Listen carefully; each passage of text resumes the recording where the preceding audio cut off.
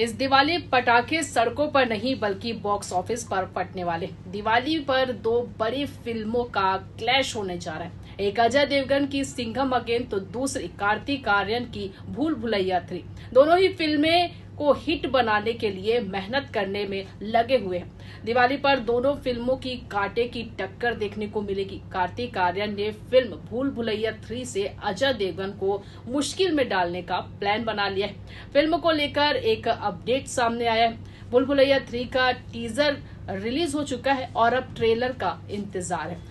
Film teaser को release से एक हफ्ते पहले रिलीज किया जाएगा। अब रिपोर्ट सामने आई है कि भूषण कुमार ने भूल भुलैया 3 को हिट कराने के लिए अनिल थडानी के साथ मिलकर प्लान बना लिया है। रिपोर्ट के मुताबिक अनिल थडानी उचित कीमतों पर कार्तिक आर्यन और अल्लू अर्जुन की फिल्मों को एग्जीबिटर को ऑफर कर रहे हैं ताकि सही शोकेसिंग हो सके। उनका मानना फिल्मों के लिए अधिकतम संभव सौदे करना है।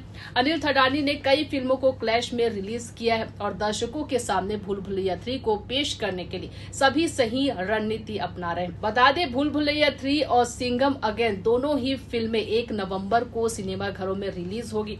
अब देखने वाली बात होगी कि कौन सी फिल्म बाजी मारती है। वैसे आप कौन सी फिल्म का इंतजार कर रहे हैं, हमें कमेंट में जरूर बताइए।